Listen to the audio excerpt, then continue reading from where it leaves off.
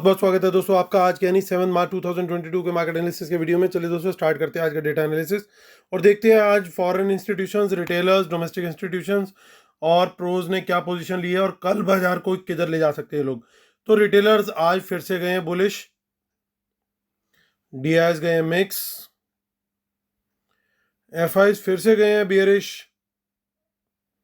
और प्रोज भी गए हैं मोस्टली आज बियरिश। चलिए इंडेक्स फ्यूचर से शुरुआत करेंगे। Retail clients, domestic institutions, FIs, pros यानी एचएनआईज यानी प्रोप्राइटरी अकाउंट्स। तो चलिए रिटेलर्स ने आज थोड़े से अपने इंडेक्स फ्यूचर्स जो हैं वो सेल किए हैं। अब 72,000 इंडेक्स फ्यूचर लॉन्ग रह गए हैं उनके। डीआईएस ने थोड़ी सी शॉर्ट कवरिंग की अपनी जिसके चलते 29,000 शॉर्ट्स रह गए उनके। एफआईज आज सेलिंग करके गए हैं 22,000 कॉन्ट्रैक्ट की, 50,000 इनके इंडेक्स फ्यूचर शॉर्ट में आ गए हैं और प्रोज थोड़ी बाइंग करके गए हैं जिसके चलते इनके प्लस में आ गए हैं 6,000 कॉन्ट्रैक्ट्स।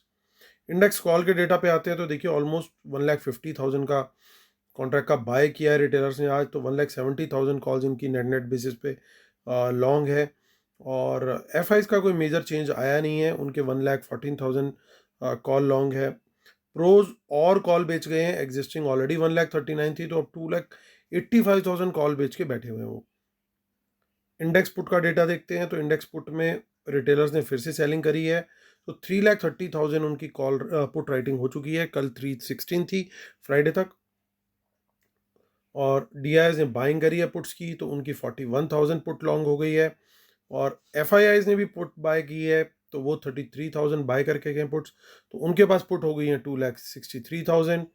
और प्रोज सरप्राइजिंगली कुछ पुट सेल करके गए अपनी 48,000 में से, सो उनकी अब ऑलमोस्ट 26,000 पुट लॉन्ग है। स्टॉक फ्यूचर में अनवाइंडिंग करते हुए दिखाई दिए हमारे एफआईआईज, तो 3,85,000 उनके स्टॉक फ्यूचर रह गए हैं और स्टॉक कॉल और पुट का डेटा भी एज यूजुअल रिटेलर का बुलिश और स्मार्ट मनी का बियरिश दिखाई दे रहा है। तो चलिए चलते हैं अब एनएससी की साइड पर और वहाँ पर देखते हैं फटाफट कि वहाँ पे क्या डेटा इनपुट्स हमें दिखाई दे रहे हैं। तो सबसे पहले चलते हैं कैश मार्केट की तरफ। तो एज यूजुअल कैश मार्केट में भी सेलिंग करते हुए दिखाई दिए हमारे को एफआईआईज। ऑलमोस्ट 7,500 करोड़ का सेल है। भला हो डीआईएस का कि उन्होंने आज 5,300 करोड़ का बड़ा बाय किया, अदरवाइज जितना मार्केट आज गिरा है उससे भी ज़्यादा और गिर सकता था। सो कॉन्टीन्यूस बेसिस पे कहीं ना कहीं डीआईएस ही बचा रहे हैं बाज़ार को। अगर डीआईएस की बाइंग रुक जाए तो सोचिए बाज़ार फ्री फॉल टाइप सिचुएशन में चला जाएगा। तो यहाँ पे हमें देखने को मिला है लॉन्ग लिक्विडेशन, मार्केट गिर के बंद हुआ है ठीक ठाक। प्रीमियम हालांकि अभी भी 30 पॉइंट्स के आसपास का बना हुआ है। बैंक निफ्टी फ्यूचर की तरफ चलते हैं हम और वहाँ पे देखते हैं क्या डेटा दिख रहा है हमें। सो वहाँ पे क्लियरली शॉर्ट बिल्डअप है तो वहाँ वीकनेस साफ पता चल रहा है कि ज़्यादा है।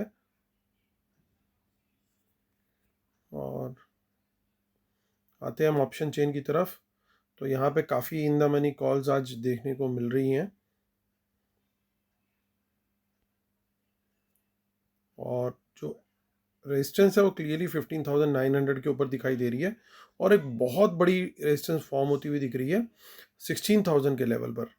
50,000 की यहाँ पे कॉल राइटिंग हुई है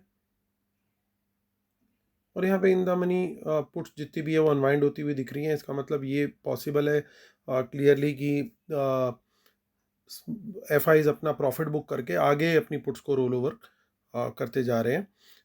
हम इन द मनी कॉल्स जो है वो किसने खरीदी है किसने बेची है उसको समझने के लिए एक बार वापस आएंगे शीट पर और आपको मैं दिखाने की कोशिश करूँगा कि देखिए आप यहाँ पे काफ़ी बड़ी क्वांटिटी के अंदर रिटेलर ने मोस्टली कॉल बाइंग करी है और जो कि ये कंफर्म करता है कि कहीं ना कहीं इन द मनी जो कॉल्स बाई हुई हैं वो भी पॉसिबली इन लोगों ने बाय करी हो।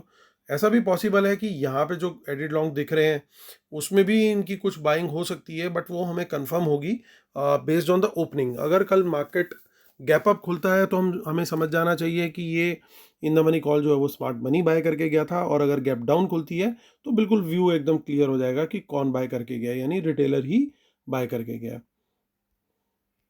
सो उस कंफर्मेशन के लिए हमें मॉर्निंग तक वेट करना पड़ेगा। और ये आप देख सकते हो यहाँ पे भी कुछ थोड़ी बहुत क्वांटिटी दिख रही है हमें इन द मनी कॉल्स में। हालांकि पुट साइड पे इतना ज़्यादा कुछ डेटा हमारे को नहीं देखने को मिल रहा है। और 31 मार्च का भी डेटा देख लेते हैं और अप्रैल का भी डेटा देख लेंगे हम फटाफट। तो यहाँ पे भी आप देख सकते हो कि इन द मनी कॉल्स दिख रही हैं, यहाँ पे भी हैं, यहाँ पे भी है, यहाँ पे भी है। और पुट साइड का डेटा देखें तो पुट साइड पे इतना ज़्यादा कुछ डेटा हमारे को अनवाइंडिंग का ही डेटा दिख रहा है, अदरवाइज तो कोई डेटा इतना ज़्यादा खास नहीं देखने को मिल रहा है। हम चलते हैं अब 30 अप्रैल की जो अप्रैल एंड की एक्सपायरी है, वो मंथली एक्सपायरी, उसको भी चेक कर लेते हैं। तो वहाँ पे हमें कुछ ज़्यादा इतना डेटा सिवाय 16,000 पे कुछ इन द मनी पुट्स के, इसके अलावा कुछ खास डेटा हमारे को देखने को नहीं मिल रहा है। तो यानी व्यू अभी तक जो है वो हमारा बिल्कुल क्रिस्टल क्लियर हो गया है कि किस डायरेक्शन में कहाँ पे इन लोगों ने कॉल राइटिंग करी है। सो बैंक निफ्टी में चलते हैं। बैंक निफ्टी में भी अगेन आप देख रहे हो कि यहाँ पे काफ़ी ठीक ठाक क्वांटिटी के अंदर इन द मनी कॉल्स दिखाई दे रही हैं और 33,000 के लेवल पे साफ साफ पता लग रहा है कि जो प्रोज ने कॉल राइटिंग करी है और जो रिटेलर की बाइंग है वो तो बिल्कुल एविडेंट हो रही है कि यहाँ पे इन लोगों ने ही पोजीशन अपनी बनाई है। पुट्स की बात करें, यहाँ पे भी हमारे को कुछ कोई पोजीशन नहीं दिख रही, सब टोटली अनवाइंडिंग दिखाई दे रही है।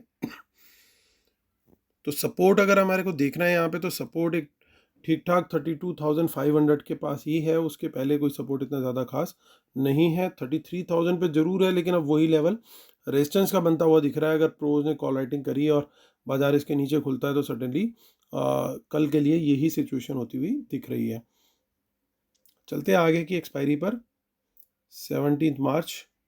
तो 17 मार्च में इतना ज़्यादा कुछ डेटा नहीं दिख रहा। अब देखते हैं हम 31 मार्च,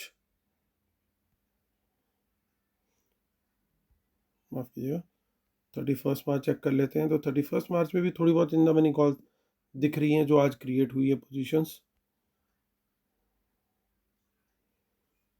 तो कुछ खास डेटा यहाँ पे हमारे को नहीं देखने को मिल रहा है।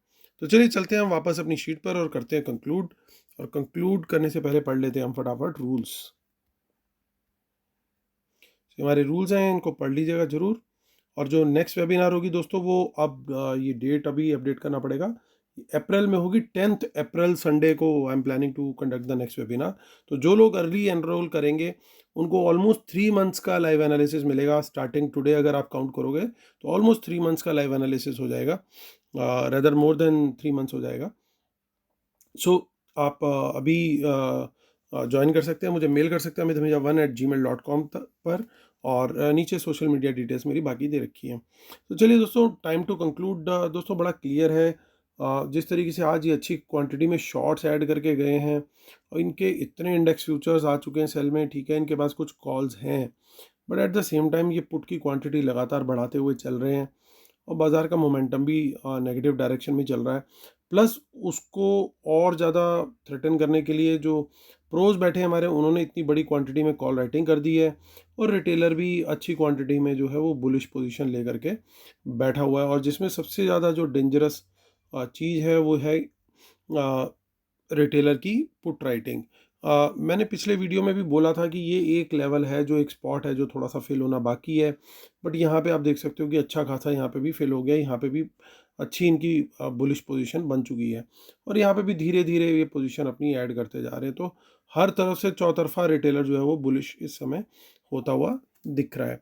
सो मार्केट अगर कोई गुड न्यूज़ अगर नहीं आई, अगर कुछ सीज फायर टाइप या कुछ इस तरह की चीज़ नहीं हुई जो कि परमानेंट हो, तो मार्केट सडनली हो सकता है दोबारा से फिर नीचे जाता हुआ दिखे।